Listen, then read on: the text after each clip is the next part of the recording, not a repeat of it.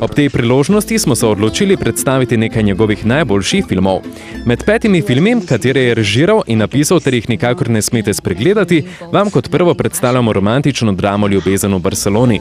Gre za kaotično romanco, ki prikazuje ameriški prijateljici Viki in Kristino, ki se podata na poletne počitnice v Španijo.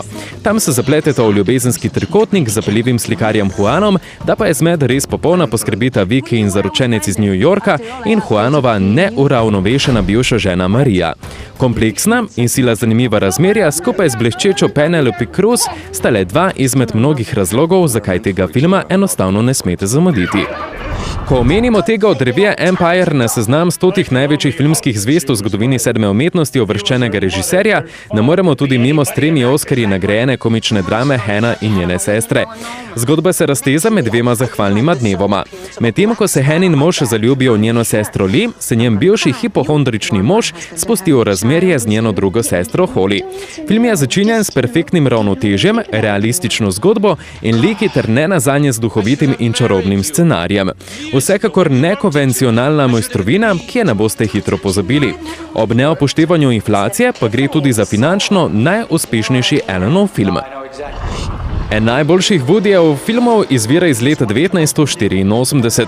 Komedija Broadway Danny Rose nam predstavi broadwayskega agenta talentov Dannyja, ki se, če tudi neravno uspešno, resnično trudi pomagati svojim varovancem. Med slednje sodi tudi pevec Luka Nova, ki si neizmerno želi comebacka. Rezultat je topla, zabavna in očarljiva komedija, ki vas bo iskreno nasmejala. Kot zanimivost, Woody Allen je vlogo Nika sprva ponudil Sylvestru Stallonu.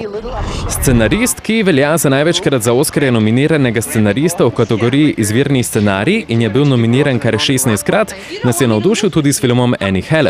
Precej osebna, ganljiva, a hkrati tudi smešna ljubezenska zgodba o nevrotičnem newyorškem komedijantu in njegovi nič manj nevrotični ljubezni Annie Hall vas ne bo pustila ravnodušnih. Naslov filma izvira iz pravega imena glavne igralke in tudi nekdanje Woodyjeve partnerice Diane Keaton.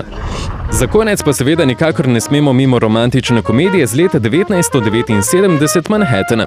TV pisec srednjih let se znajde razpet med razmerjem z najstniško punco, ki ga idealizira, in starejšo žensko, s katero deli svojo strast do intelektualnosti.